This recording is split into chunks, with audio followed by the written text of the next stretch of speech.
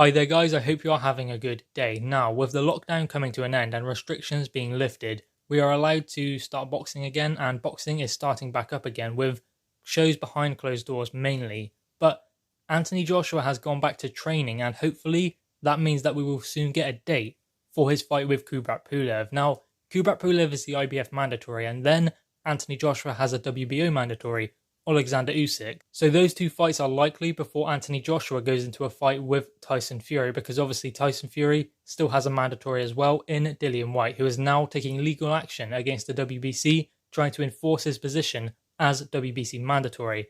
And obviously Alexander Usyk has recently explained that he plans to enforce his position as WBO mandatory. So that means that both fighters are definitely 2 fights away from that undisputed fight if it continues on this path. Obviously Dillian Whyte has to have his opportunity at the WBC World title in February 2021. Before that though, Tyson Fury is contracted to give Deontay Wilder a rematch, and obviously Anthony Joshua has to deal with his IBF mandatory Kubrat Pulev.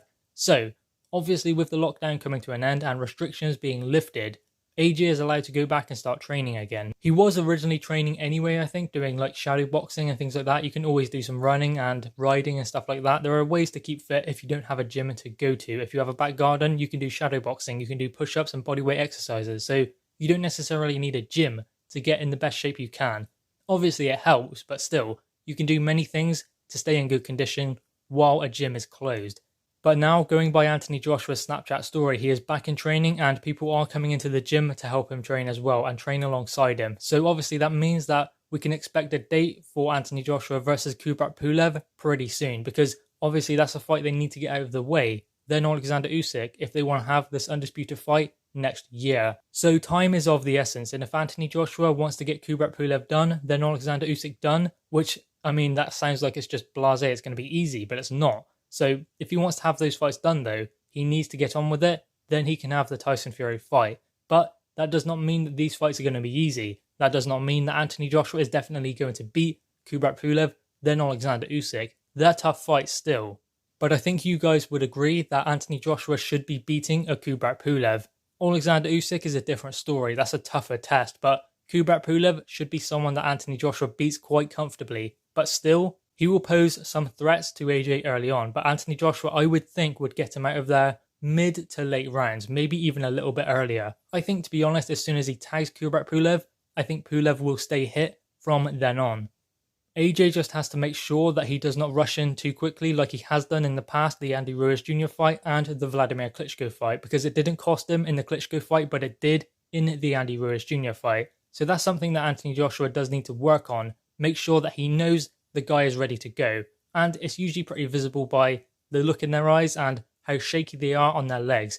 Obviously in that first Klitschko fight, in that 5th round, when Anthony Joshua first knocked Vladimir Klitschko down, you could see the way Klitschko got up, that he was still there, he was still okay. It was just almost like a whirlwind that he was in, and he just went down. So he got up and he was okay, but Anthony Joshua looked for the finish, but it wasn't there yet. Same with Andy Ruiz Jr., went in too quick for the finish. So he needs to make sure he knows when the opponent is finished and ready to go, because he does have good instincts when it comes to finishing a fighter off. He just has to make sure that he doesn't get caught when trying to do so.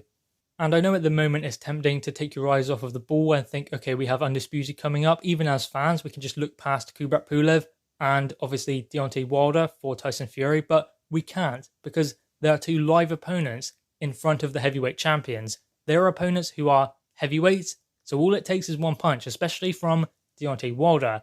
And Kubrat Pulev can whack a bit as well. So let's focus on these 2 fights, and then Undisputed will come in time. Because if we don't focus on these fights and make sure that the fighters are as well, then what could happen to Undisputed? It might not happen, because if there's another bump in the road and the road to Undisputed changes again, then who knows how long we'll be waiting. So obviously it's important that Anthony Joshua focuses on Kubrat Pulev and Tyson Fury focuses on Deontay Wilder to keep Undisputed alive.